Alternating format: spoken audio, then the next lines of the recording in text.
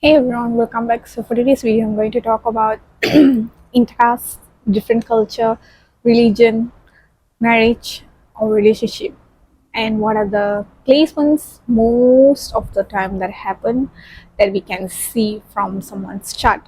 So this is mostly that you can focus from your birth chart, or you can also see your Navamsha chart if you have any conjunctions or any planets or any kind of combination that I'm going to say right now.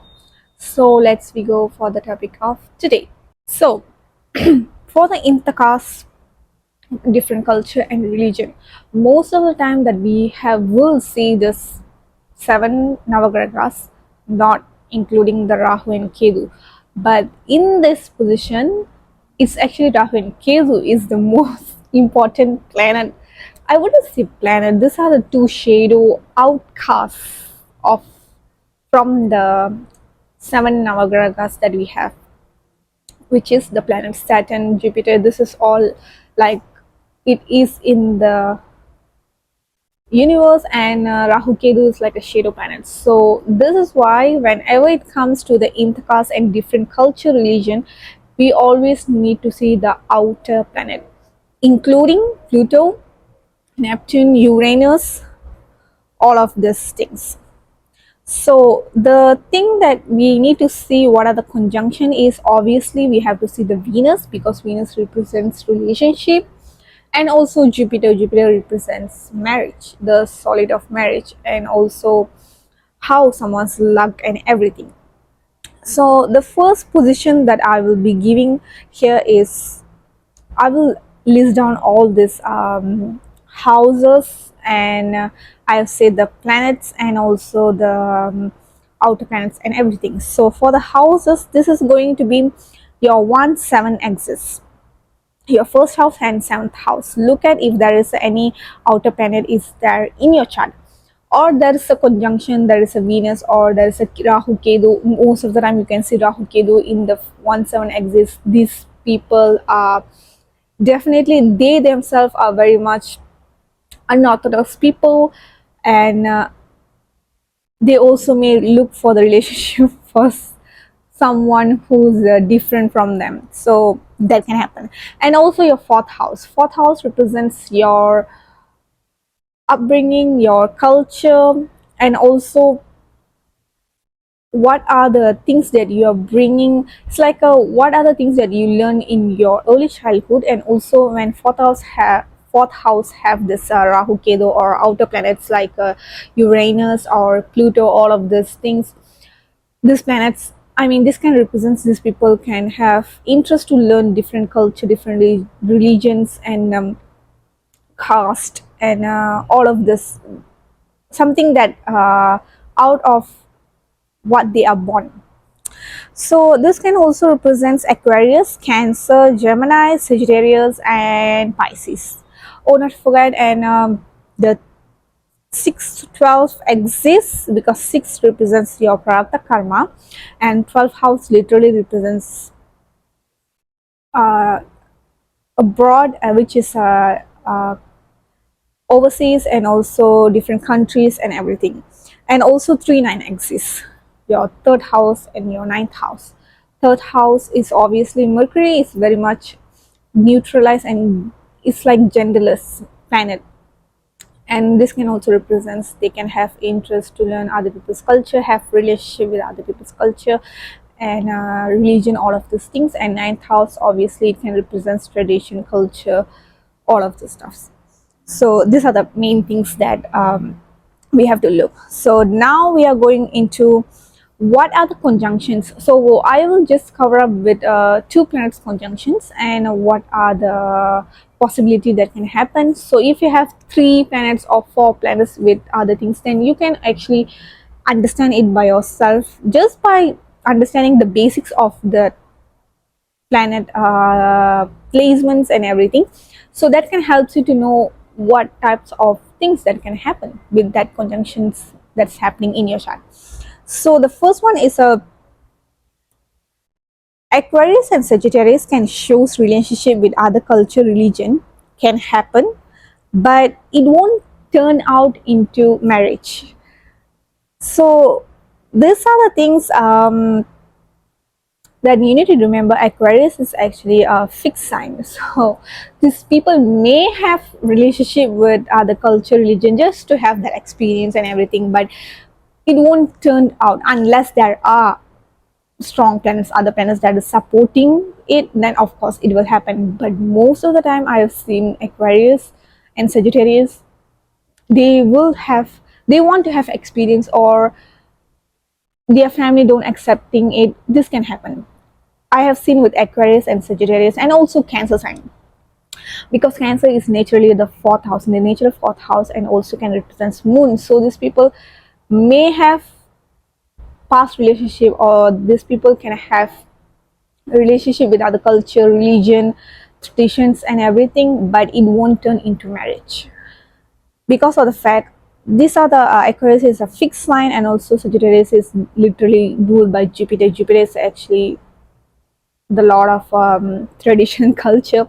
So this kind of represents they will stay in their own culture and religion. They won't really change it unless there are other placements that we need to look at. So the thing with another placements that I have seen is the strong placement is Venus with Rahu, Venus with Ketu, and Venus with Pluto. These are the placements that can represent these people can get into relationship with other culture people and also get married. This probably can also represent, I have seen in certain chart people get married and also they change their religion to the person they are married with. They are going with the other religion that they are marrying into. So this can happen. So the next thing about the another major role that I have seen is Neptune and Pluto. Pluto can represent very much intense and very much. This can actually represents someone who just get married and literally leave the country and go to another country. This can actually represents Pluto, and Neptune can represent most of the time the obsession they may have, and Neptune can represent the most of the time the obsession within the love, and this can also represents, Neptune can also represent, I've seen these people may have obsession with other culture, but they will get married to someone who is from same culture people, but they will have interest to learn about other things. And Uranus is like a very much eccentric type of planet, and also this Uranus can also represent the person themselves can change religion or culture, or they follow another person's culture without changing it legally. It's like they are respecting other culture and they are following it. So that can happen with Uranus. So another thing about intercaste and religion marriage, or different religion culture marriage, you have to see your darakaraka, which means the lowest point in your chart. Don't include the Rahu and Ketu. It's just the seven planets, excluding the Rahu and Ketu. So whichever planet that is the lowest degree, that represents your darakaraka. Darakaraka means literally represents your partner in this lifetime and what type of character. For example, if you have a darakaraka Jupiter, your partner can be someone who is very knowledgeable, very much lucky, very much whatever represents in your chart, the nakshatra that they have.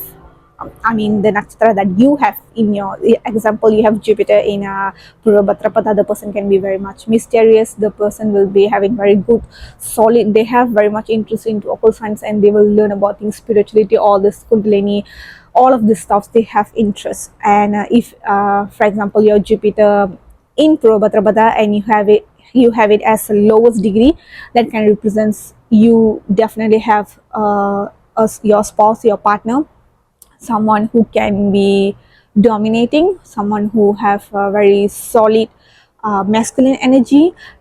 it's good or bad, we cannot say that. We have to look at the person's chart and how it is placed in your chart.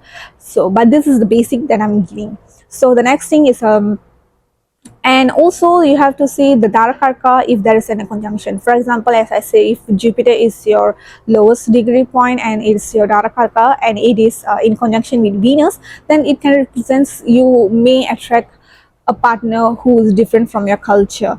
And you have to see which nakshatra is your Venus and which houses it is actually happening, so it can represent where, when and why, all of these things. And the next thing is Aquarius is a fixed sign, but it represents solid tradition and own cultures. So may have relationship with other culture, but won't turn into marriage. I think I already say this. So that is one thing about Aquarius. Most of the time, people see Aquarius as very much weird, very much outcast and everything, but they forgot Aquarius is actually the fixed sign. And also Aquarius very much valuing the tradition and their own culture, whatever culture that they are born into. So it not most of the time it turn into marriage. Sometimes it's just done with until the relationship, it won't turn. If to turn into marriage, you really have to look at your Venus and your Jupiter, how strong it is in your chart. And if your Venus or your Jupiter is your darakaraka or your atma karaka, it can also represent there can be disagreement within your families. Your family don't accept the person that you want to marry because of different culture, religion is coming up, so there can be issues happening. And also the sign that most probably people won't ever think is actually Taurus because of the fact that Taurus opposite sign is a Scorpio, and as we all know, Scorpio is the natural 8th house and it represents the transformation and also completely changes that can happen in a person's life. So this can also represent Taurus is also a fixed sign, and Scorpio is also a fixed sign. So this can happen a very shocking or something very much out of the box things can happen. These people can get married to someone who is out of their culture, or they have relationship with someone out of their culture, and it may not turn into a marriage. So the thing is Taurus people and Scorpio people, obviously if you have it as your ascendant sun or moon, you Venus or Jupiter, you tend to attract the another person who is totally opposite of yours, and also intimidating people, or someone who is completely the opposite of you. If you look Scorpio and Taurus and Scorpio is the very much opposite attraction can happen most of the time. At least in my own research, that's I have seen this Taurus Scorpio is definitely solid opposite attraction can happen, and it will turn into a very beautiful marriage. So yeah. And the next thing about other outer planets that can play the major role is that definitely you have to look at the 7th house and also your 1st house. As I said, if there is a Rahu Ketu here, most probably it can happen. And another planet, another placements houses that I've seen is a 6th and 12th house. 6 is naturally your karma houses, that you need to clear off your karma and everything, and 12th house is house of faraway places. So 12th house can also represent for people who have a darakaraka here. For example, if you get married and it can represent you are going into different country. For example, you are married, you are Indian and you are married to another Indian, but you both of you will go to another country and live different culture. The culture that represents in that country, you will live accordingly wherever that you are going to, the overseas, to the any culture, or you have to adapt it. So that can seen from 12th house. And the next one is if Mars is with Venus, or if Mars is with Jupiter, this can also represent, if Mars is a darakaraka, this can represent you have to see which nakshatra. Most of the time it can be Aquarius, Scorpio, or Aquarius, Scorpio. There is another one, Sagittarius. So Sagittarius, this one can represents the person will be very much strong will, someone who will go against the family and get married to the another person who's different culture, different religion. This can happen. But if Mars is not well placed or weak placed, then it probably won't turn into marriage. So that's so far I have seen for different caste, different religion, culture, marriage. So I hope this one helps, and please don't forget to like, comment and subscribe, and see you guys in my next video. Bye bye.